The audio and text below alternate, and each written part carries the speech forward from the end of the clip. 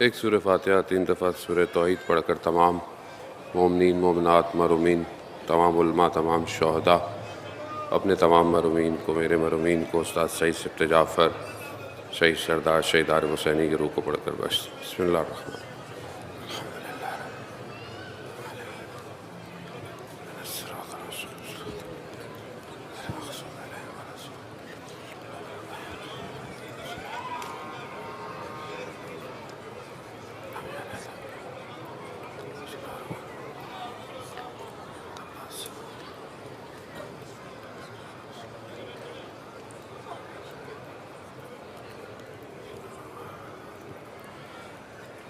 امام زمانہ کی سلامتی کے لیے ایک دفعہ صلوات پیش۔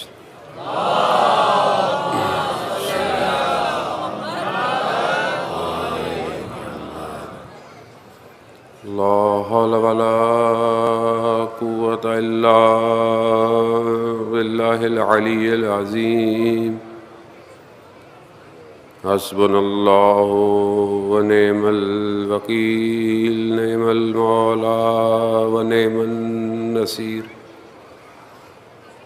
اعوذ باللہ من الشیطان الرجیم، بسم اللہ الرحمن الرحیم۔ الحمد للہ الذی یؤمن الخائفین وینجی الصالحین ویضع المستکبرین ویہلک ملوکا ویستخلف آخرین۔ والصلاة والسلام علی رسول ثقلین، محبوب رب المشرقین والمغربین، جد الحسن والحسین، نبینا سیدنا بالقاسم محمد۔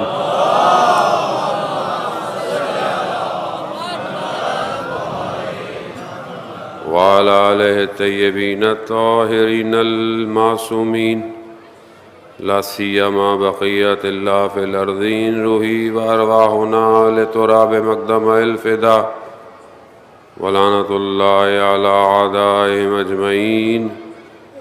بسم اللہ الرحمن الرحیم۔ رب اشرح لی صدری ویسر لی امری واحلل عقدۃ من لسانی یفقہوا قولی۔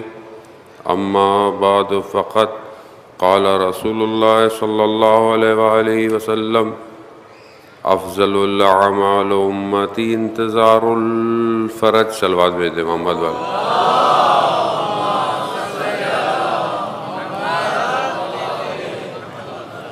عزیزداران شہید الشہداء، ماہ محرم کی چند شبیں باقی رہ گئی ہیں، مخصوص شبیں ہیں گریے کی، پرسہ دینے کی۔ یقیناً آپ نہ صرف یہاں بلکہ اس ایام میں، ان دنوں کے اندر جہاں بھی ہوتے ہوں گے، اپنے گھر میں، اپنے خلوت میں، اپنی تنہائی میں پوری کوشش کرتے بھی ہوں گے، اور کرنی بھی چاہیے کہ ہم امام کو ان کے اصحاب کا، ان کی اولاد کا پرسہ دیتے رہیں۔ چند شبیں ہیں، نہیں پتہ انسان اگلے سال زندہ رہے یا نہ رہے۔ کتنے لوگ ہمارے درمیان میں محرم سے پہلے چلے گئے، اور کتنے لوگ جو ہے وہ بستر پہ ہیں، علالت میں ہیں، دل چاہتا ہوگا مجلس میں جائیں مگر نہیں آ پاتے ہوں گے۔ یقیناً خدا انہی مجالس کی برکت سے، انہی کے صدقے میں ان سب کو شفائے کاملہ اور عاجلہ عطا فرمائے۔ عزیزان محترم، میں نے پہلے بھی کہا کہ جب نعمت ہوتی ہے تو اس کی قدر نہیں ہوتی، اور جب نعمت چھن جاتی ہے تو پتہ چلتا ہے۔ یہی مجلس اور عزاداری نعمت کا ہمیں اندازہ تب ہوا کہ جب ہمیں پتہ چلا کہ مشکلات یہ وائرس کی وجہ سے، زیارت پہ جو لوگ ہر سال جاتے تھے، جب یہ راستے بند ہوئے تو پھر پتہ چلا کہ یہ کتنی بڑی نعمت تھی۔ اور جب ظاہر ہے بہت ساری چیزیں انسان کی زندگی میں آسان ہوں تو اس کی قدر کم ہو جاتی ہے۔ خدا نے بھی اپنے سسٹم کو ایسے ہی بنایا ہے، 11 کو بھیجا، لوگوں نے اس طرح قدر نہیں کی، اس لیے آخری کو اپنے پاس رکھا ہوا ہے کہ جب تم اپنے آپ کو اس کے قابل بنا لو گے تب وہ اپنی اس 12ویں نعمت کو تمہارے درمیان بھیجے گا۔ خوشنودی ہے امام زمانہ، بلند ترین صلوات، صلی علی محمد۔ تو میں نے آپ کی خدمت میں بہرحال عرض کیا، اور یقیناً آہستہ آہستہ چند شبیں ہی باقی ہیں، 2-3 شبیں ہی باقی ہیں۔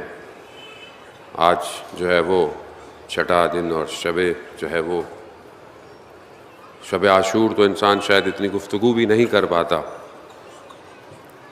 بہرحال سفر بہت طولانی تھا کہ جس کے لیے کوشش کی کہ ہم آمادگی کریں کہ منجی بشر دوسرے ادیان سے لے کر، پھر اس کی اپنی ولادت سے لے کر، پھر اس کے اپنے فضائل اور اوصاف سے لے کر، پھر اس کے بعد اس کے بارے میں احادیث اور قرآن کی آیات، پھر اس کے بعد غیبت سے پہلے کا جو زمانہ ہے، منتظرین کی صفات، منتظرین کے وظیفے، اور پھر اس میں آخری جو تھا وہ ظہور، اور پھر حکومت آخر الزمان۔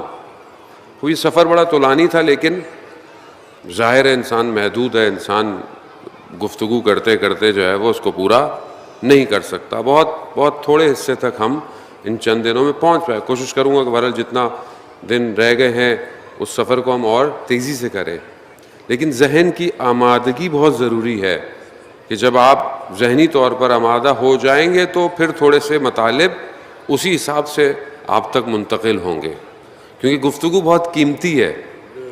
گفتگو ایسی نہیں ہے کہ وہ کر لیں اور صرف ٹائم پورا کریں اور کاؤنٹنگ کریں اور گھر چلے جائیں۔ نہیں عزیزان، میں نے تھوڑی پرچہ دینا ہے آپ کے لیے کہ آپ میرا ٹیسٹ لیں گے یا آپ کا، میں نے امام کو اپنا ٹیسٹ کروانا ہے کہ وہ کیا چاہتے ہیں اور کیا ہم اس پہ پورا اتر رہے ہیں یا نہیں اتر رہے۔ اصل ٹیسٹ وہیں پر ہے عزیزان محترم۔ اب آپ امام زمانہ جل اللہ تعالیٰ فرجہ شریف، اللہم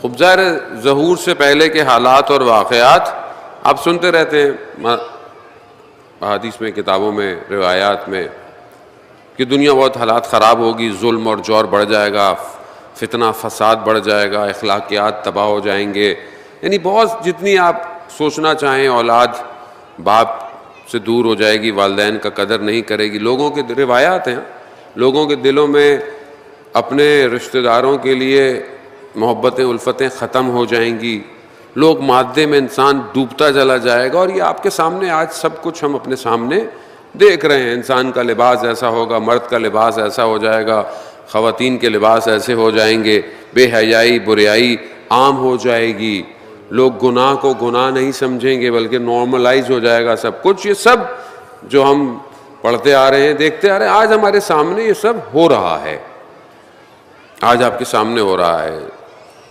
دنیا کی دشمن کی طاقتیں بڑھنا شروع ہو جائیں گی، دجال کا فتنہ جو ہے وہ غرب سے جو ہے وہ نکلنا شروع ہو جائے گا۔ خوب ہر طرح دجال نوعی، یعنی جو صفات ہیں دجال کی وہ چیزیں تو پوری ہو چکی ہیں، شخصی دجال باقی ہے ابھی کہ جو خود شخص ہوگا، ورنہ جو چیزیں ہونی چاہیے وہ ساری چیزیں پوری ہو چکی ہیں، آپ کو نظر آ رہی ہیں اگر ہم اپنی آنکھوں کو تھوڑا سا کھولیں، اپنی باطن کی آنکھ کو۔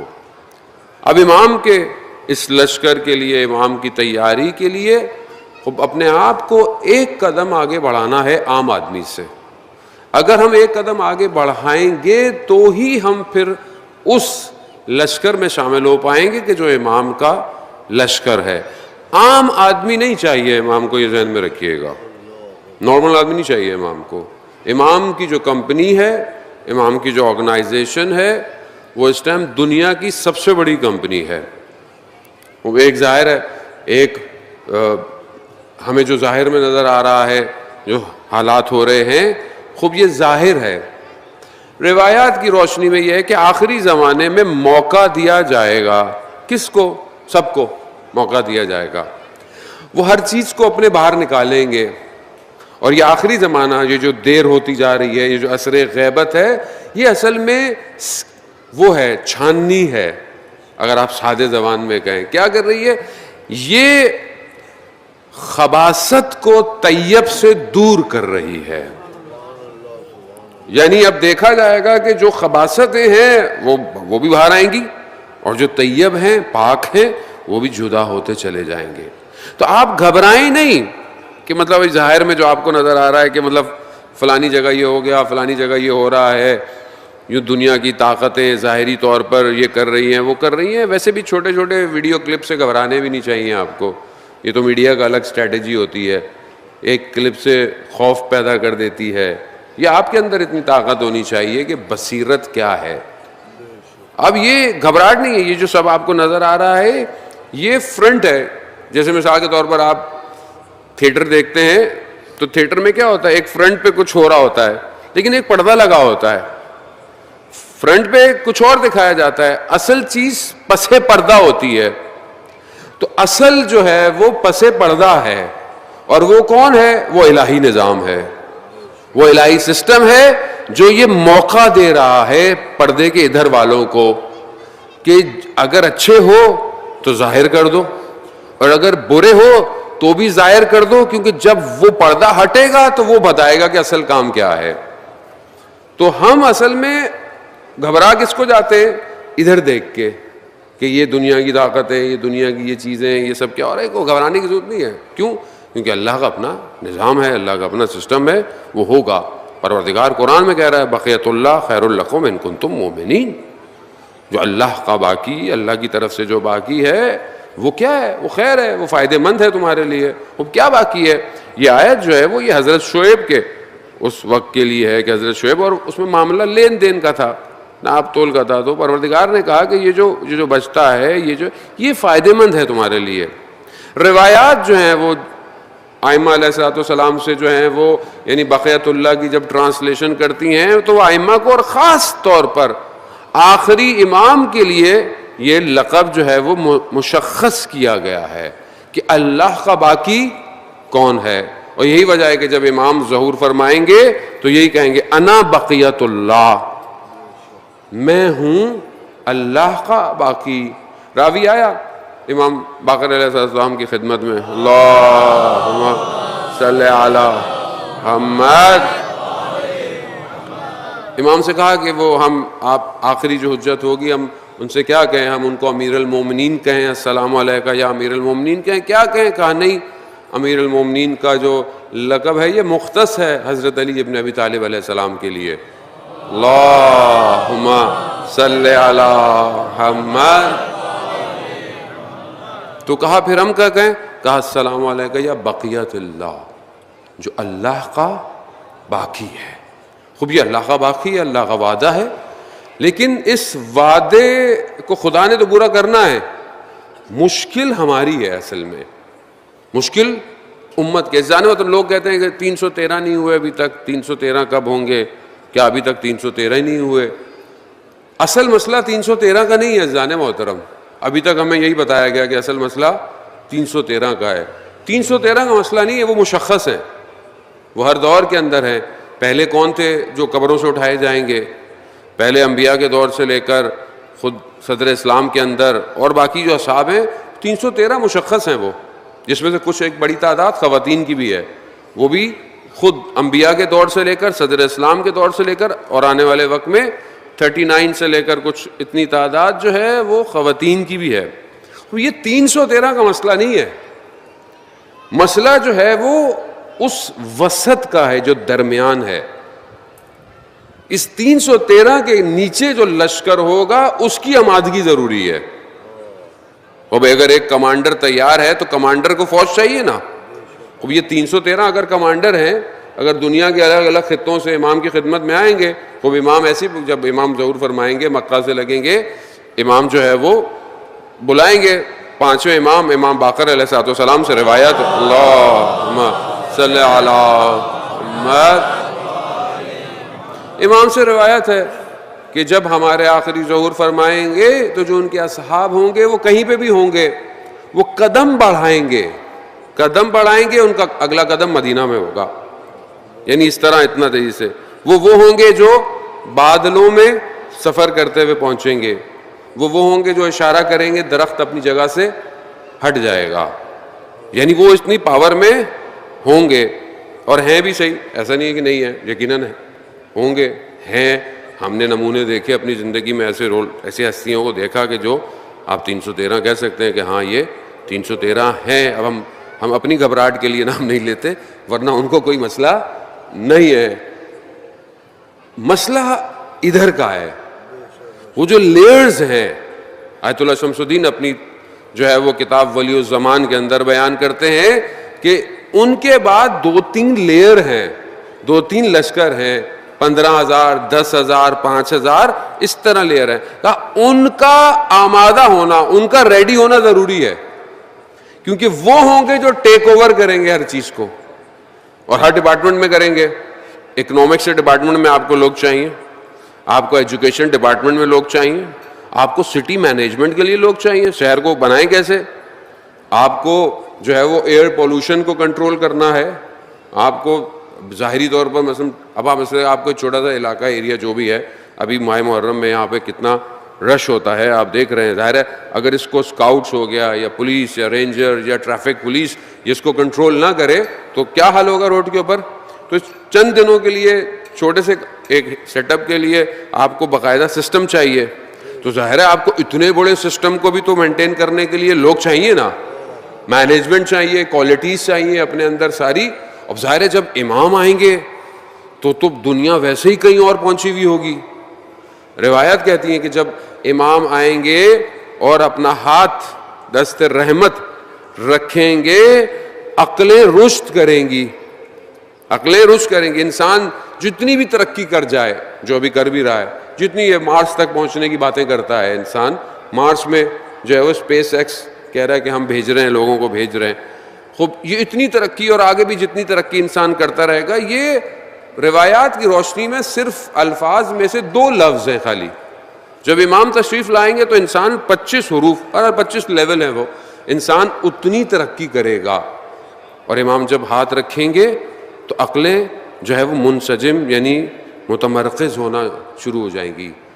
یعنی امام، اب استاد علی بیان کرتے ہیں کیا امام سب کے اوپر ہاتھ رکھیں گے؟ نہیں، امام کا ظہور خود دست رحمت ہے، وہ جب آئے گا یہ عقلیں جو پراکندہ ہیں، یعنی جو عقلیں بکھری ہوئی ہیں، یہ جمع ہو جائیں گی اور انسان بہت ترقی کرے گا، رشد کر جائے گا۔ خوب ظاہر ہے اس رشد کو کیپچر کرنے کے لیے، اس چیز کو سنبھالنے کے لیے صلاحیت چاہیے کہ نہیں چاہیے؟ خوب چاہیے، ظاہر ہے صلاحیت تو چاہیے۔ اب اپنے آپ کو اس بڑی کمپنی میں نوکری لینے کے لیے سی وی اتنی تو سٹرونگ ہو کہ امام اس کو دیکھے۔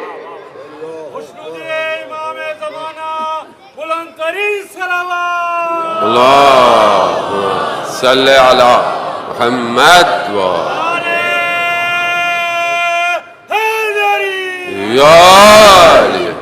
وزیان محترم، اب دیکھیں نا کہ کئی لوگ آئے، اللہم صلی علی محمد اب آپ کے سامنے کربلا کیوں بار بار گفتگو کی جاتی ہے، کیوں بار بار؟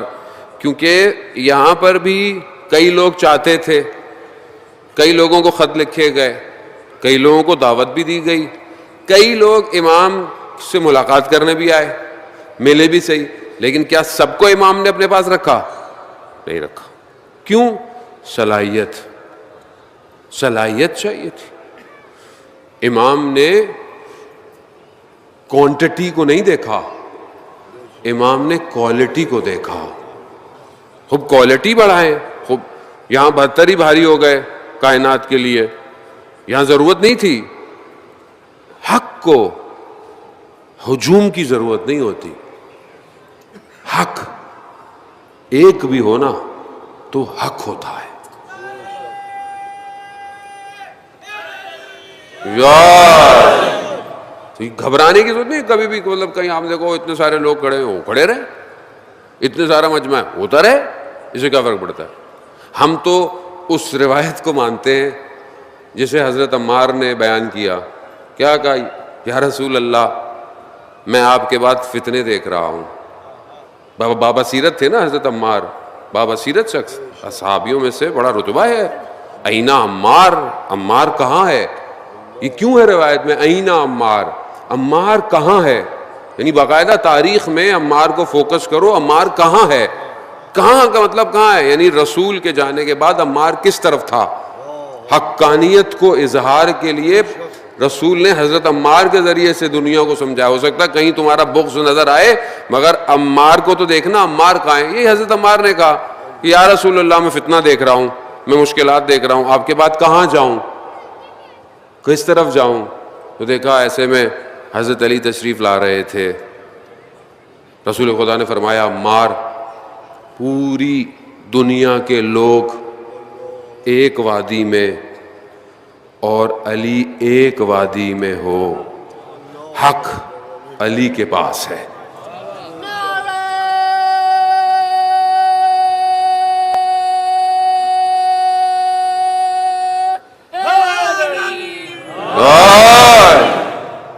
خوب یہاں کمپرومائز ہی نہیں ہے، خوب حق ادھر. اس لیے حدیث ہے حضرت عمار کے لیے کہ عمار مال حق و حق المال عمار، یعنی جہاں عمار حق کے ساتھ ہے اور حق عمار کے ساتھ ہے. یہ ایک حصہ ہے.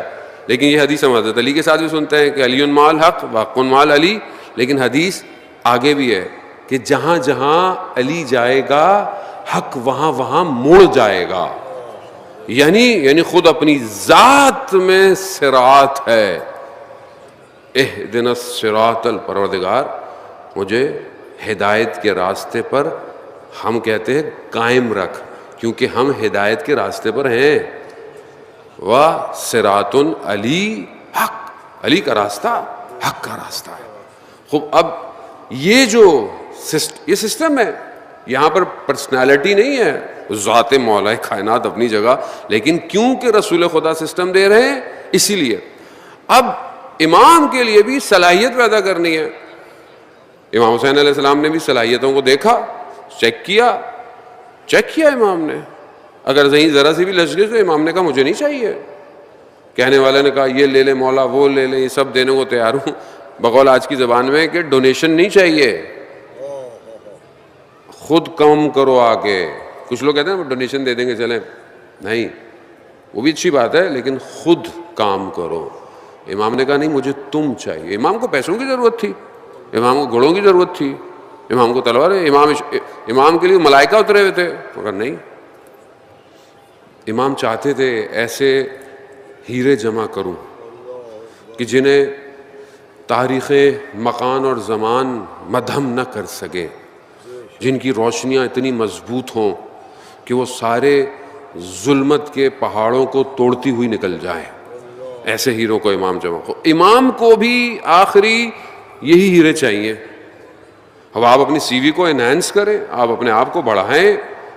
خوب آپ آنے والے دور میں آپ کو سوچنا چاہیے کہ دور ڈیجیٹل ہوتا جا رہا ہے، ڈیجیٹائز ہوتا جا رہا ہے. ساری چیزیں جو ہے وہ ہمارے پاس کیا ہے، ہم کتنا بڑا سسٹم کریٹ کر پائے ہیں آج تک، ہمارا نیٹ ورک کتنا ہے، ہم آپس میں کتنے کنیکٹڈ ہیں پوری دنیا میں، ہم کس طرح ہم دنیا کو موو کر رہے ہیں کہ نہیں کر رہے، ہم دنیا کی موومنٹ میں اپنا کردار ادا کر رہے ہیں کہ نہیں کر رہے.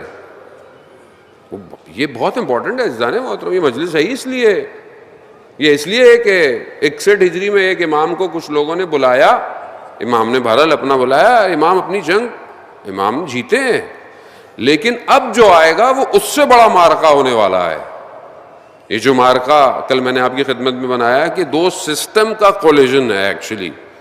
خوب یہ سسٹم جو دوسرا ہے اس کی مشکل کیا ہے، اس کو پریشانی کیا ہے. تو جب رسول خدا کو حضرت محمد مصطفیٰ صلی اللہ علیہ وآلہ وسلم اللہم صلی علی محمد جب مبعوث کیا، نبوت دی، تو مولا کائنات کہتے ہیں کہ میں نے شیطان کی چیخ کو سنا. شیطان نے چیخ ماری ہے تو رسول خدا سے عرض کیا کہ یا رسول اللہ میں نے یہ چیخ سنی. رسول خدا کی حدیث ہے ہاں علی جو میں سنتا ہوں وہ آپ بھی سنتے ہیں, جو میں دیکھتا ہوں وہ بھی آپ دیکھتے ہیں. غار حرا میں جب یہ ہوا تو حضرت علی بھی ساتھ ہیں. کہا کہ کیونکہ اللہ نے مجھے نبی مبعوث کیا ہے بشریت کی ہدایت کے لیے, تو شیطان مایوس ہو گیا. یہ شیطان کی مایوسی اس کی چیخ تھی, اس نے چیخ ماری کہ اب کیا ہو گئی, تو آخری ہادی آ گیا ہے. اب یہ آپ دیکھیں کہ جہاں پر خطبے اگر آپ کو توفیق ہو پڑھنے کی, امام حسین علیہ السلام کے جو امام نے بیان کیے مدینہ سے چلتے ہوئے رستوں میں مختلف جگہوں پر, تو آپ کو ایک جملہ بہت زیادہ واضح نظر آتا ہے کہ اگر آپ سے پوچھا بھی جائے کہ یہ امام حسین علیہ السلام کا مقصد کیا تھا, امام واضح کہتے ہیں میں اپنے جد کے دین کو احیا کر رہا ہوں, یعنی اپنے بابا کی اور اپنے جد کی سنت پہ عمل کر رہا ہوں. میں کوئی نیا کام نہیں کر رہا, میں امر بالمعروف کے لیے نہی از منکر کے لیے, امت کی اصلاح کے لیے. اب یہ دیکھیں تو یہ بات آپ کو دیکھیں تو نارمل سی بات ہے, یعنی کیا ہے, لیکن نارمل نہیں ہے, سب کچھ اسی کے اندر ہے. رسول خدا نے کیا کیا, رسول خدا نے آ کر پورے کفر کے نظام سے مقابلہ کیا, ہر طرح کا, چاہے اکنومیکل تھا, اقتصادی تھا. مکہ میں جو پہلی اصل میں انہیں بتوں سے اتنی محبت کا مسئلہ نہیں تھا, انہیں مسئلہ یہ تھا کہ بتوں کی آڑ میں جو پیسہ تجارت ہوتی تھی اس کا مسئلہ تھا, یعنی اقتصادی نظام, یعنی اپنے ہاتھ میں طاقت کو رکھنا, پیسے کو رکھنا. لوگ آ رہے ہیں خریداری, اگر آپ بتوں کو ہٹا دیں گے اور عبادت گاہ لے آئیں گے تو پہلی بات تو اجارہ داری چلی گئی, جیسے آج کل ہماری زبان میں کہتے ہیں دکان بند ہو گئی. اب جس کی دکان بند ہو رہی ہوتی ہے اسے تو تکلیف تو ہوتی ہے بھائی, تو وہ تو پوری کوشش کرتا ہے کہ وہ دوسری دکان کھلنے ہی نہ دے. تو وہاں دکان بند ہو رہی تھی بتوں کی آڑ میں. اچھا کفر بھی ہے, نفاق بھی ہے, اقتصادی نظام بھی ہے, خدا کے مقابلے میں شریک بھی ٹھہرا رہے ہیں, یہ سب طاقتیں جمع ہوئی ہوئی ہیں. رسول خدا نے مقابلہ کیا. اب رسول خدا مقابلہ کرتے کرتے قوم کو جمع کیا, پہلے بدر میں 313, پھر بڑھتے بڑھتے بڑھتے ایک سسٹم بنایا, ایک ریاست بنائی مدینہ کی, جو ہمارے بھی خواب ہیں کہ ہم بھی مدینہ کی ریاست جو ہے وہ بنائے. مدینہ کی ریاست بنانے کے لیے ولایت کو قبول کرنا پڑتا ہے جانے محترم, بغیر ولایت کے کوئی بھی مدینہ کی ریاست قائم نہیں ہو سکتی. یہاں پہ آپ کو واضح راستہ دیکھنا پڑتا ہے کہ اب ہم کیا کریں. خب یہاں پہ اب جب یہ ہوا, اور پھر امام, میں نے کل آپ کو اس کو ڈیفائن کیا کہ امام ولایت کے ذریعے, امامت کے ذریعے سے اس کو ہر مولا کائنات نے بھی اپنے اس کے اندر پورا اس کو کرتے رہے.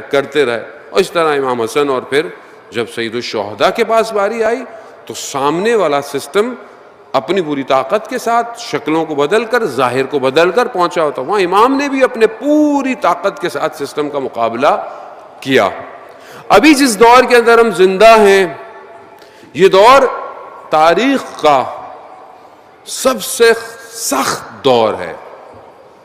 یہاں پر آپ بالکل یوں سمجھ لیں کہ ابن زیاد لعین جب کوفہ وارد ہوا ہے تو یہ کہہ کے نہیں آیا کہ میں آ رہا ہوں.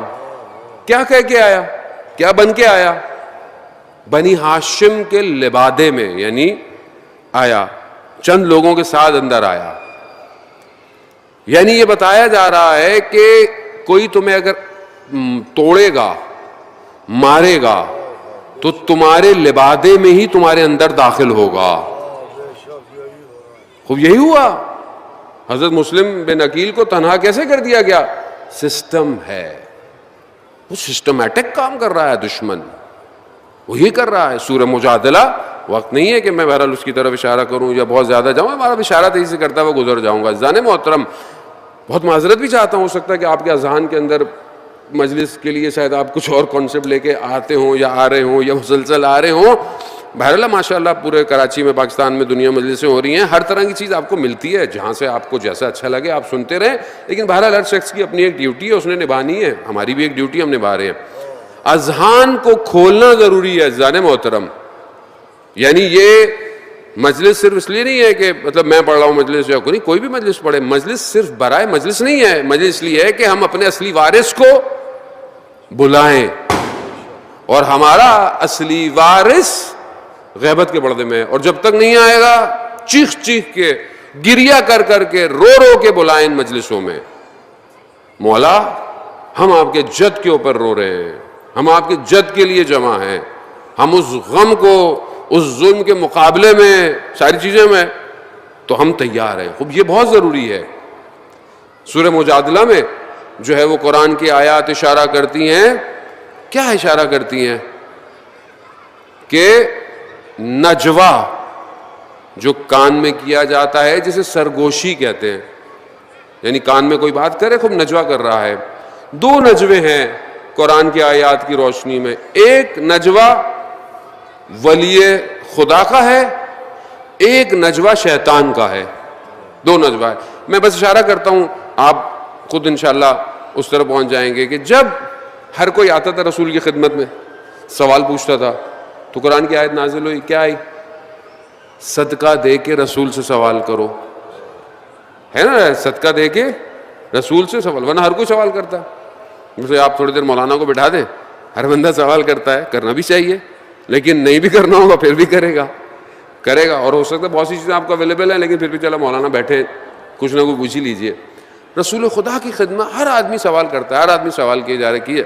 پروردگار رسول کے ادب احترام, صدقہ دے کے رسول سے سوال کرو. تاریخ گواہ ہے, سوائے ایک شخص کے کسی نے صدقہ دے کے سوال نہیں کیا, کسی نے نہیں, سوائے مولا کائنات کے کسی نے صدقہ دے کر.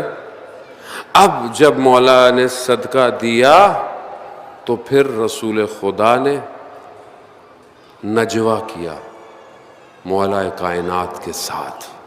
یہ ہے نجوائے الہی, وہ جو ٹرانسفر کیا گیا یا وہ جو بھی تبادل ہوا وہ سسٹم ہے ایک. دوسرا نجوا کس کا ہے؟ شیطان کا. شیطان سرگوشیاں کرتا ہے, ابھی تک کرتا ہے, وسوسے ڈالتا ہے, یہ تو نارمل آدمی کے لیے. لیکن جو اس نے سسٹم بنایا ہے پیرالل, وہ ابھی تک اس میں نجوا کر رہا ہے. اچھا, شیطان کو کیسے پتا چلا ہے؟ شیطان کو کیسے پتا چلا؟ کس طرح فرعون کو یہ بتایا گیا کہ تمہارے دور میں ایک بچہ پیدا ہونے والا ہے. وہ یہ الہی خبر ہے نا, یہ کیسے بتائی گئی؟ یہ کون بتا رہا ہے؟ یہ ہر نبی کے دور میں آپ دیکھیں کہ کوئی نہ کوئی خبریں دے رہا ہے. حضرت یوسف کے دور کے اندر بھی جو ہے وہ خبریں دی جا رہی ہیں, حضرت عیسیٰ کے دور کے اندر بھی خبریں. یہ کون ہے؟ یعنی شیطان کا سسٹم بھی نجوا کر رہا ہے. ان کے پاس بھی انفارمیشن ہے. اور یہ جو آج آپ کو نظر آ رہا ہے نا خطے کے اندر, یہ شیطان کا نجوا ہے, جو اس نے نجوا کیا ہے کہ اسی خطے میں وہ آخری آئے گا. یہ جو نجوا کیا ہے, جو اس نے پوری طاقت لگائی ہوئی ہے اس پورے اس حصے کو کنٹرول کرنے کی, وہ ڈھونڈتے رہے امام کہاں ہے, وہ ڈھونڈ رہے ہیں وہ. اور یہ نجوا بھی ہے, یہ انہیں پتا ہے کہ ان تک پہنچنے کے لیے لوگ بھی تیار ہو رہے ہیں. تو کیا کرے, کیسے روکیں لوگوں کو, کیسے لوگوں کو پتا چلے کہ امام کے لیے کون ہے؟ تو انہوں نے کہا کہ کچھ ایسا سسٹم بناؤ کہ یہ سب ہمارے سسٹم میں آ جائیں. اور انہوں نے بنا لیا سسٹم. آپ پورے کے پورے اس سسٹم میں ہے آپ کا ڈیٹا, پورا ڈیٹا. بس آپ کی توجہ کا طالب ہوں. مطالب جو ہیں وہ آپ جانتے ہیں, لیکن شاید توجہ اس طرح نہیں ہوگی, بس تھوڑی سی عنایت چاہیے. کیوں سینٹرلائزڈ سسٹم ہے کمیونیکیشن کا؟ کیوں سب کچھ کلاؤڈ پہ رکھا جاتا ہے؟ کیوں سارا ڈیٹا جو ہے وہ NSA کے پاس ہے؟ کیوں صرف چند کمپنیاں جو ہیں وہ ہر ملک کے اندر تسخیر کر چکی ہیں؟ کیوں؟ ان آؤٹ چیک کیا جائے. کیوں آپ کا موبائل اتنا اسمارٹ ہے کہ وہ آپ کی آواز کو ڈیٹیکٹ کرتا ہے خالی؟ کیوں آج آپ کا موبائل آپ کی تصویر دیکھ کر اوپن ہوتا ہے؟ کیوں؟ انہوں نے سارا ڈیٹا کلیکٹ کیا ہوا ہے. وہ آپ کے چہرے کے خد و خال, وہ آپ کی آواز کی پچ, حتیٰ وہ آپ کی آنکھوں کے ریٹینے سے واقف ہیں. یہ ڈیٹا وہ کلیکٹ کیا انہوں نے. یہ مذاق نہیں ہے. ہم تو مذاق میں لگے ہوئے نا, پبلک گیم کھیل رہی ہے یہ نہیں. ایکسپیرینس, وقت نہیں ہے عشرے کے اندر میں بہت ڈیٹیل میں ان باتوں پہ گفتگو کروں, پھر لوگ بولیں مولانا یہ مجلس میں آپ کیا کر رہے ہیں. وہ سمجھنے کی کوشش کریں آج کے حسین کے مقابلے میں کون سا نظام کھڑا ہوا ہے. آپ کو کس کا مقابلہ کرنا ہے اس ٹائم. ہم تو سو رہے ہیں, ہمیں کیا پتا کون ہے ہوگا, ہمیں کیا پتا. کتنا بریف زوم الگوریتھم ڈیزائنڈ ہے ان کا. کیوں؟ کیونکہ ان کو نجوا کر دیا گیا ہے اس خطے سے اٹھیں گے لوگ اس کے لیے جو کئی سو سال سے غیبت کے پردے میں ہے. ان کو تیار نہیں ہونے دینا. اور اگر ذرا سا بھی کوئی تیار ہے بس ختم کر دو اسے. ذرا سے بھی کچھ ہوتا ہے آپ کے سامنے بس دیر ہی نہیں لگتی.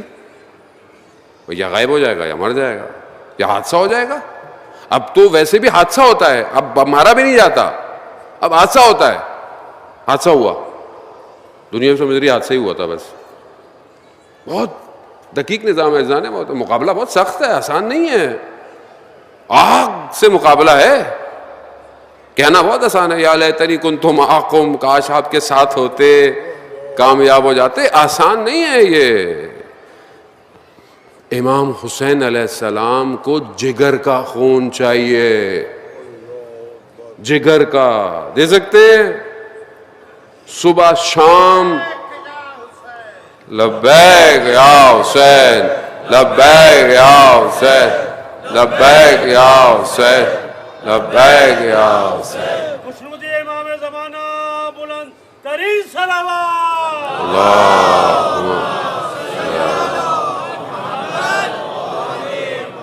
خوب صلاحیت پیدا کرنی پڑتی ہے.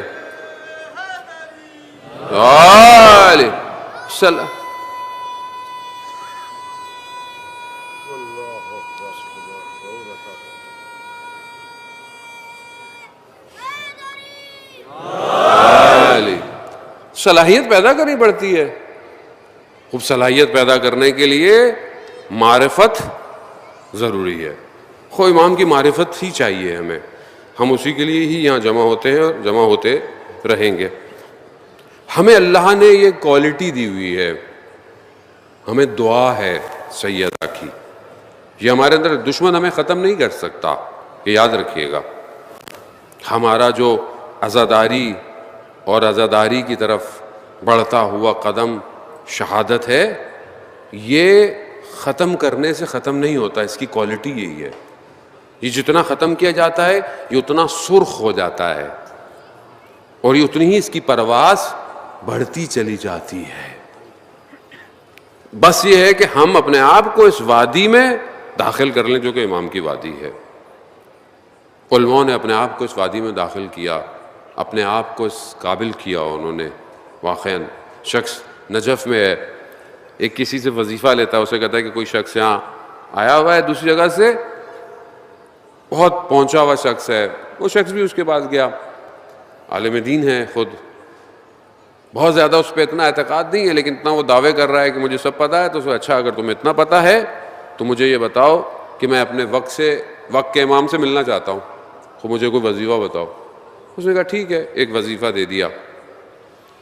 وہ اس وظیفے پہ عمل کرنے کے لیے شہر سے باہر چلے گئے. کہا تھا کہ جہاں خالی جگہ ہو, ہر طرف بیاباں ہو, وہاں بیٹھ جاؤ, اپنے گرد ایک لکیر کھینچ کے, اثار کھینچ کے بیٹھ جاؤ, اور کچھ پڑھنے کو دیا. کہا کہ یہ پڑھو. یہ بیٹھ گئے, مشغول ہو گئے. تھوڑی دیر میں دیکھا کہ ایک شخص آیا, اب یہ اپنے پڑھنے میں مشغول ہے. کہا کہ کیا کام ہے؟ اب انہوں نے سر نہیں اٹھایا. کہا مجھے آپ سے کام نہیں ہے. کہا کس سے کام ہے؟ مجھے اپنے امام سے کام ہے. کہا عجیب لوگ ہیں, بلاتے بھی ہیں اور دیکھتے بھی نہیں ہیں. یہ کہہ کر امام چلنا شروع ہو گئے. ایک دم جب یہ اپنے ہوش میں آیا تو اس نے بولا یہ تو امام تھے. اب یہ امام کے پیچھے بھاگے. اب یہ جتنا بھاگے امام تک پہنچ نہ پائے. امام آگے آگے. اچانک سے اسی ایک جگہ پہ دیکھا دروازہ ہے, امام اس میں داخل ہو گئے. اب یہ ایک دم دروازے پہ پہنچا اور اس نے دروازہ کھٹکھٹایا. ایک شخص باہر آیا. کہا کیا ہوا؟ کہا امام سے ملنا ہے. کہا ایک منٹ رکو. دروازہ کھولا. پھر کہا آؤ. اب اس نے اپنے ذہن میں کچھ سوال تیار کیے ہوئے تھے, علمی سوال, کیونکہ عالم دین تھے تو علمی سوال تھے کہ میں امام سے پوچھوں گا. اب یہ اندر آئے تو دیکھا کہ امام بیٹھے ہوئے ہیں, سامنے قرآن رکھا ہوا ہے. امام کو سلام کیا. اب سوال بھول گئے, سوال یاد ہی نہیں آ رہا ہے. بہت کوشش کی, یاد نہیں آیا. بس یہ سلام کیا اور پھر باہر نکل آئے. جیسے ہی باہر نکلے سوال یاد آ گئے. پھر دوبارہ دروازہ کھٹکھٹایا. پھر وہ خادم نے کہا امام؟ کہا نہیں ہے. کہا کیسی بات کر رہے, میں ابھی دیکھ کے آیا ہوں. کہا نہیں ہے امام. کہا جھوٹ بول رہے ہیں. اس شخص نے بولا تم ایک مومن پہ تہمت لگا رہے ہو. کہا میں نے دیکھا. کہا میں کئی عرصے سے یہاں پہ ملازم ہوں, مگر مجھے نہیں پتا ہوتا امام آتے کب ہیں اور جاتے کب ہیں. ہاں امام کا ایک شاگرد بیٹھا ہوا ہے, اگر چاہو تو اس سے ملوا دیتا ہوں. کہتا ہاں آ جاؤ. دروازہ کھولا, دیکھا اسی حالت میں قرآن پڑھا. سید ابو الحسن اصفہانی رضوان اللہ تعالیٰ علیہ, جو اپنے زمانے کے مراجع بزرگ تھے, اپنے زمانے کے بہت بڑے مراجع تھے, وہ بیٹھے ہوئے ہیں. انہوں نے سوال پوچھے, انہوں نے جواب دے دیے. یہ واپس آیا. اب ان کو ذہن میں آ رہا ہے کہ کیونکہ یہ اسی زمانے میں ہے, نجف میں رہتے ہیں, اب کہہ رہے ہیں کہ سید اتنے بڑے مقام پہ کیسے, کیا واقعاً سید اتنے بڑے مقام پر ہے؟ یہ کہتے ہوئے خیر گئے. رات کو بے چینی میں نیند نہیں آئی. صبح اٹھے, جاتے ہی سید کے گھر دروازہ کھٹکھٹایا کہ میں دیکھوں تو صحیح. جیسی دروازہ کھٹکھٹایا, سید نے اندر سے پہلے اپنے خادم سے کہا کہ فلانا آیا, اسے آنے دو اندر. اب انہوں نے کیا دیکھا کہ جس طرح وہاں دیکھا تھا ویسے ہی وہ بیٹھے ہوئے ہیں قرآن کھول کے. اب آئے, وہی سوال پوچھے, انہوں نے وہی جواب دیے. پھر انہوں نے کہا مگر سوال تم نے کل نہیں پوچھے تھے میرے سے. اب انہیں یقین ہو گیا کہ نہیں. لیکن ایک شخص اس مقام پہ پہنچ جاتا ہے کہ جہاں امام اپنی نوکری, امام کی نوکری ہے نا امام کی. اس زمانے میں ایک شخص حج سے واپس آیا اور سید ابو الحسن اصفہانی رضوان اللہ تعالیٰ علیہ سے آگے غصے میں غصہ ہو گیا کہ آپ یہاں بیٹھے ہوئے نجف میں, اور آپ کو سامرا میں بیٹھنا چاہیے تھا امام کی خاطر. ان کا دروازہ کھلا رہتا تھا, لوگ آتے تھے سوال پوچھتے. انہوں نے خط پڑے ہوئے تھے, لیٹر, نامے, ان کا اٹھاؤ, اور کچھ خطوں کو کہا کھولو, صرف اوپر سے دیکھو. کہا یہ امام کے اپنے خط ہیں, یہ امام نے ہمیں یہاں ڈیوٹی پہ بٹھایا ہوا ہے. یہ جو آج کل ہمارے لیے تو بڑا آسان ہوتا ہے نا, کسی بہت بڑے بزرگ علماء مجتہد جو آج کے زمانے کے ہیں ان کے خلاف بات کر دینا, ان کے خلاف. دیکھیں یاد رکھیں, بہرحال ہر شخص کامل نہیں ہو سکتا, لیکن ابھی اس زمانے میں ان سے کامل کوئی شخص ہے نہیں ہمارے لیے ظاہری طور پر, ٹھیک ہے. اب اگر کوئی ان کے خلاف, یہ اپنے ذہن میں رکھیے گا, کوئی بھی ان کے خلاف اگر کہیں بات کرتا ہے تو سمجھ لے وہ امام کے سسٹم کو خراب کرنے کی بات کر رہا ہے. اس میں کوئی تکلف اور تعارف کی بات ہے ہی نہیں, کیونکہ یہی وہ سسٹم ہے جو ابھی ہمیں امام تک لے کے جا رہا ہے. اور ظاہر ہے جس کو دشمن کو اصل کو مشکل کس سے ہے, مشکل اسی سے ہے, اسی سسٹم سے مشکل ہے. کیوں؟ کیونکہ یہ سسٹم باؤنڈریز پہ نہیں ہے, رنگ نسل پہ نہیں ہے. یہ واحد سسٹم ہے اس ٹائم دنیا کا جو صرف اور صرف ولایت پر قائم ہے, ولایت پر ہے. خوب آپ علی کے ماننے والے ہیں, پوری دنیا میں کہیں بھی رہتے ہوں. آپ افریقہ کے رہنے والے ہوں, شیخ زکزکی کے ماننے والے ہوں, آپ فرانس کے ہوں, افریقہ کے ہوں, امریکہ کے ہوں, نارتھ امریکہ کے ہوں, چائنا کے ہوں, جاپان کے ہوں, انڈونیشیا کے ہوں, ملائیشیا کے ہوں, آسٹریلیا کے ہوں, چھوٹے چھوٹے جو جزیرے ہیں آپ ان کے ہوں, ہندوستان, دنیا کے کہیں کے بھی ہوں, آپ کنیکٹڈ ہے ایک سسٹم سے. یہی مشکل ہے سب سے بڑی اس ٹائم جو رکاوٹ ہے اس نجوے کو, وہ جو ہو رہا ہے شیطان کا, اسے اسی سے مشکل ہے. کہا ایک شخص بھی ان کا اپنے لبوں کو کھولتا ہے یہ تیار ہو جاتے ہیں. عزیزان محترم, خوب ایسے خدا نے اپنا نظام کیا ہوا ہے, آپ میں پیچھے رہ جائیں گے, رہ جائیں, اپنا نقصان. وہ بڑھ رہا ہے. یہی کمال ہے سید الشہداء کا کربلا. یہاں کی درسگاہ میں بیٹھا ہوا 12 سال کا بچہ بھی موت مجھے شہد سے بھی زیادہ میٹھی ہے. یہ سسٹم کا کمال ہے, یہ اسی سسٹم کا ہے. اب کافی پرانی بات ہے, بچہ ناردرن ایریاز کا اٹھتا اٹھتا چلتا ہوا ایک بہت بڑے عالم دین کی خدمت میں پہنچا. اس وقت ان کے پاس جو ہے وہ کافی جو تھے وہ اختیارات تھے. آیا, وقت نہیں ہے ظاہر ہے ملنے کے لیے, شور مچایا اس نے سیکورٹی سے, مجھے ملنا ہے مجھے ملنا ہے. وہ نکلنے لگے باہر کہیں جانے کے لیے کسی میٹنگ میں. انہوں نے کہا کیا ہوا؟ کہا بچہ ہے رو رہا ہے. اچھا آنے تو ٹائم ہے, بچہ رو رہا ہے. کہا کہاں سے ہو؟ کہا فلانی جگہ سے ہو. اسی کی زبان میں بات کی, تھوڑا خوش ہو گیا. کہا کیسے آنا ہوا؟ کہا میں آپ سے ایک گزارش کرنے آیا ہوں. 12 سال کا ہے بچہ. کہا کیا؟ کہا یہ جو ممبر پہ مجالس میں مصائب پڑے جاتے ہیں نا, 12 سال کا ایک بچہ تھا اور اس نے اپنے آپ کو اپنے وقت کے امام کے لیے قربان کیا. یہ مصائب بند کروا دے. وہ کہا یہ کیسی بات کر رہے ہو؟ کہا ہاں, کہتے ہیں 12 سال کا بچہ تھا. اب ہم اگر کہتے ہیں کہ ہمیں کچھ کرنے دو تو کہتے ہیں نہیں تم بچے ابھی اسکول جاؤ. کہہ رہا ہے یا وہ بند کروا دے یا پھر ہمیں جانے دے. یعنی کہاں, یہ کہاں سے ہو رہا ہے؟ یہ کیا ہے؟ کیا آج میرا 12 سال کا بیٹا شوق شہادت رکھتا ہے؟ کیا میرے بیٹے کو شہادت کا مفہوم پتا ہے؟ کیا میرے بیٹے کو یہ پتا ہے کہ بیٹا تم نے اپنے وقت امام کے لیے حضرت قاسم کی طرح ٹکڑے ٹکڑے ہونا ہے؟ کیا یہ میں اپنے بچے کو ذہن میں ڈال رہا ہوں؟ نہیں مولانا صاحب, یہ تو بہت ایکسٹریمسٹ تھاٹ ہے. تو پھر آپ کربلا میں رونے کیوں آتے ہیں؟ کیوں آتے ہیں آپ رونے یہاں پہ؟ امام حسن کا بچہ ٹکڑے ہو جائے, آپ کا بچہ او لیول اے لیول پڑھتا رہے. میں بڑا نہیں کرا کہ آپ کا بچہ پڑھائی نہ کرے, ہاں اس کو بڑھائیں, بہترین بنائیں, دنیا کا بہترین آفیسر بنے, بزنس مین بنے, انجینئر بنے. امام زمانہ کو ضرورت ہے, لیکن یہ جذبہ اس کو بچپن میں ڈالیں گے تو وہ انجینئر بن کے امام کے کام آئے گا. اللہم صلی علی محمد. اب یہ جذبہ ہی تو ہے. اللہم صلی علی محمد والے. بس عزیزان محترم, تھوڑی سی زحمت کی ضرورت ہے, وقت بہت تیزی سے آگے کی طرف بڑھا ہے. خوب یہی تو وہ جذبہ ہے جو پوری طاقت کے ساتھ روکنے کے باوجود بھی روک نہیں پا رہا. کیوں؟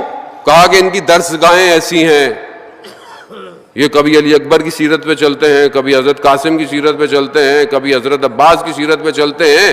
نہ انہیں بدن کے ٹکڑوں سے ڈر ہے, نہ انہیں بازو کٹوانوں سے ڈر ہے, نہ انہیں سینوں پہ کچھ کھانے سے ڈر ہے. کیوں؟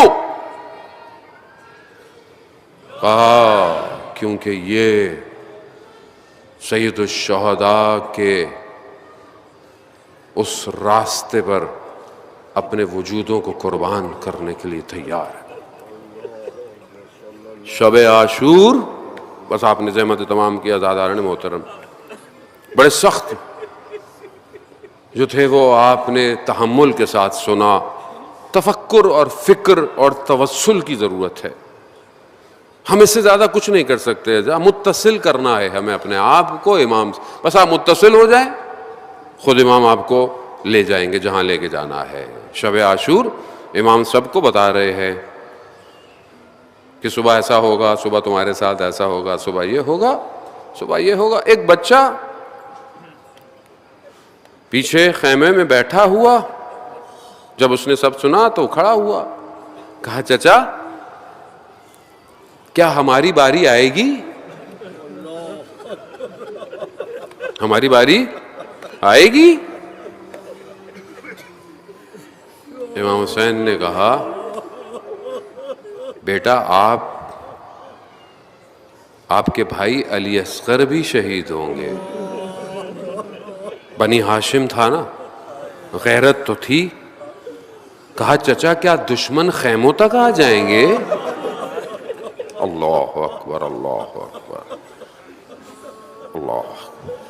نہیں بیٹا, علی اصغر خود جائیں گے. تو امام نے حضرت قاسم سے سوال کیا کہ بیٹا آپ کے لیے موت کیا ہے؟ کوئی معرفت ہے؟ بچہ امام حسن مجتبیٰ کا بیٹا ہے, امام کی اولاد ہے, کہ بیٹا موت آپ کے لیے کیا ہے؟ کیف موت عندک, موت آپ کے لیے کیا ہے؟ اللہ من الاصل, شہد سے بھی زیادہ میٹھی ہے. یہ خطابت نہیں تھی, یہ شب عاشور خطابت کی رات نہیں ہے, جو ہے اسی کو بیان کیا جا رہا ہے. شہد سے بھی زیادہ میٹھی ہے. آؤ آؤ اپنی اولادوں کو ان مجلسوں میں لے کر بتاؤ کہ سید الشہداء کے ماننے والے موت سے نہیں ڈرتے, موت ان سے گھبراتی ہے. خوب رات گزر گئی, مائیں اپنے بچوں کو تیار کر رہی ہیں. روز عاشوراء آئی. ہاں زادار اور محترم, بس میں معذرت بھی چاہوں گا, اور شب ویسے بھی گریہ کی شب ہیں تو تھوڑا سا وقت ہو سکتا ہے کہیں اوپر ہو جائے, تو میں معذرت چاہتا ہوں, لیکن بہرحال مطلب پورا کوشش کروں کہ ادا ہو جائے. حق تو ادا نہیں کر سکتا کوئی امام حسن کے اس بیٹے کی شہادت کا, لیکن کوشش کریں گے. روز عاشوراء سب جا رہے ہیں. ام فروا نے کیا دیکھا؟ ام فروا نے دیکھا کہ بیٹا خیمے میں بیٹھا ہوا ہے ایک کنارے. کہا بیٹا قاسم کیا ہوا, کیوں نہیں جا رہے؟ کہا میں کئی دفعہ گیا ہوں اماں, چچا اجازت نہیں دے رہے. اب یہ بھائی کے لیے آسان تو نہیں ہے, بھائی کی ایک نشانی کو بھیج دے. کہا بیٹا یاد ہے جب بابا کا آخری وقت تھا, جب امام کا آخری وقت تھا, جب زہر تو امام نے سب کو باہر نکالا, اور اس وقت حضرت قاسم 2-2.5 سال کے ہیں, ان کو بلایا, ام فروا قاسم کو لے کر آؤ. اس وقت امام حسن مجتبیٰ علیہ السلام نے اپنے بیٹے قاسم کو کہا کہ بیٹا اگر کبھی زندگی میں بہت مشکل وقت آ جائے تو یہ تعویذ ہے, اسے کھول لینا. اس وقت ام فروا کو یاد آیا, بی بی کو یاد آیا. بی بی نے کہا قاسم وہ جو تعویذ ہے نا تمہیں بابا نے دیا تھا, اس سے زیادہ زندگی میں مشکل وقت پھر نہیں آنے والا. حضرت قاسم کو یاد آیا, حضرت قاسم کو کبھی زندگی میں مشکل ہی نہیں ہوئی تھی. جس بچے کا چچا عباس ہو اسے زندگی میں کب کیسے مشکل ہوگی, جسے حضرت زینب پالتی ہوں, جسے امام حسین جیسے چچا ہوں, اس بچے کو کبھی مشکل ہی نہیں آنے دی, لیکن آج مشکل آ گئی. حضرت قاسم نے تعویذ کھولا, دیکھا کیا امام حسن کی پوری عبارت لکھی کہ بیٹا جب تم دیکھنا کہ تمہارے چچا کو دشمن آدھا چاروں طرف سے گھیر لے تو تم اپنی جان کو قربان کرنا, اور چچا کے پاس اتنی دفعہ جانا کہ وہ تمہیں اجازت دے دے, اتنی دفعہ جانا بس. اب تو قاسم کے چہرے کا رنگ ہی بدل گیا. کیوں؟ اب تو سفارش مل گئی نا. اب جب حضرت قاسم امام حسین کی طرف بڑھ رہے ہیں نا, تو امام حسین حضرت قاسم کے چلنے سے پہچان گئے کہ اب قاسم کو روک نہیں پائے. قاسم آئے, جا کر حضرت قاسم نے امام حسین کو وہ نامہ دے دیا, وہ لیٹر دے دیا. اب اس لیٹر کا دیکھنا ہوگا, یقیناً بھائی کو بھائی یاد آ گیا ہوگا. بھائی دونوں کا رابطہ, دونوں سرداروں کا رابطہ کیسا ہے؟ دونوں ایک دوسرے پہ اپنی جانوں کو قربان کرتے تھے. اگر امام حسن ہدیہ زیادہ دیتے تھے تو امام حسین اس سے زیادہ نہیں دیتے تھے. کیوں؟ کیونکہ بھائی کا احترام ہے. کیا کیا یاد آیا ہوگا؟ یاد دلاؤں تھوڑا سا میں آپ کو. مدینہ میں جلتا ہوا دروازہ یاد آیا ہوگا. خود چھوٹے ہیں نا, خوب یاد آیا ہوگا رات کی تاریکی میں اپنی ماں کے بدن سے دونوں شہزادوں کا لپٹنا. بھائی ایک دم بھائی ہے نا, بھائی یاد تو آئے گا. اور وہ بھی اس وقت میں کربلا کے کہ جب سید الشہداء بھوکے ہوں, پیاسے ہوں, اور جب عزیزوں کے بدن گر رہے ہوں تو بھائی سے بڑھ کر کون ہے جو یاد آئے گا. یاد آیا بھائی, یاد آیا ہوگا مسجد کوفہ ہے اور اپنے بابا کا سر رکھے ہوئے ہیں بھائی. یاد آیا ہوگا وہ مدینہ, اپنے بھائی کے جگر کے ٹکڑوں کو تشت میں دیکھا, اور امام حسین کا گریہ اپنے بھائی کو دیکھ کر. تو وہاں امام حسن نے کیا فرمایا امام حسین سے اس وقت؟ کہا حسین لا یومو کا ابا عبداللہ, تمہارا جو دن ہے اس جیسا تو کوئی دن ہو ہی نہیں سکتا, تم اپنے رونے کو سنبھالو. ہاں زادہ محترم, مقتل بیان کرتا ہے کہ امام حسین نے حضرت قاسم کو سینے سے لگایا. بھائی کی نشانی ہے نا قاسم, سینے سے لگایا. ارباب مقاتل لکھتے ہیں اتنا گریہ کیا دونوں نے بے ہوش ہو کے گر گئے.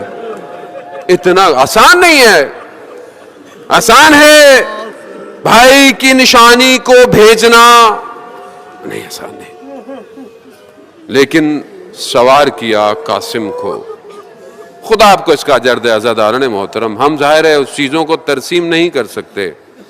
حضرت قاسم کے بدن کی نزاکت, ان کی اپنی زندگی, بدن ایسا ہے کہ ذرا نہیں آ سکتی.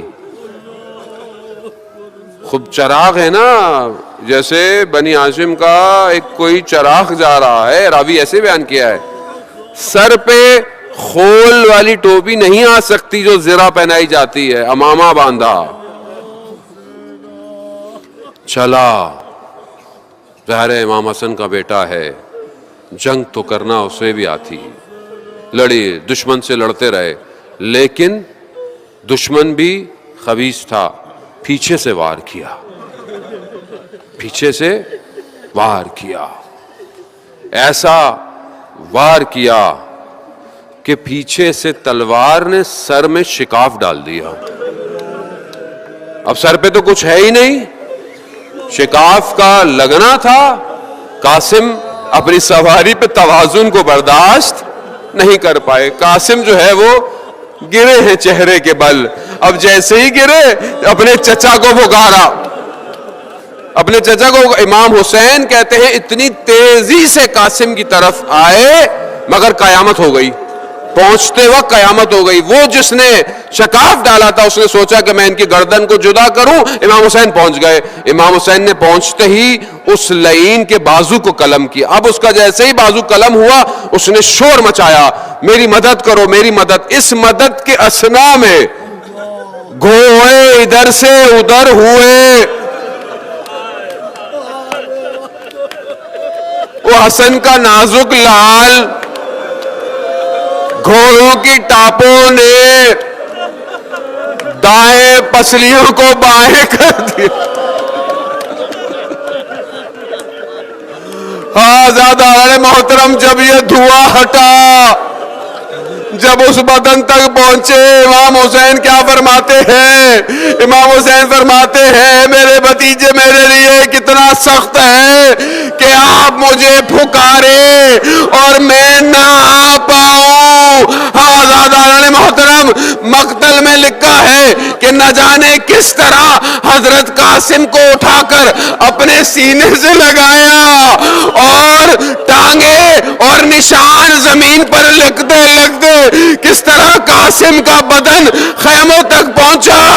اب فرما دیکھتی ہے, ہائے میرے قاسم, ہائے میرے قاسم.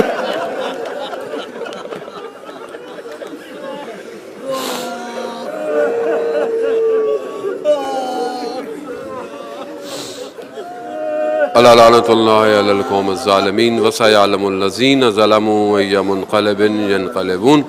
پروردگار امام زمانہ کے ظہور میں تعجیل عطا فرما, ہمیں ان کے ناصروں ان کے مددگاروں میں شمار فرما. پروردگار ہماری اس عبادت کو عزا کو اپنی بارگاہ میں قبول فرما. اللہم ارزقنا زیارت الحسین فی الدنیا و شفاعتہ فی الآخرہ. جتنے بھی لوگ مریض ہیں، خاص طور مجھے کہا گیا ہے اپنے مریضوں کے لیے ایک دفعہ ان کی سلامتی کے لیے بلند تر صلوات.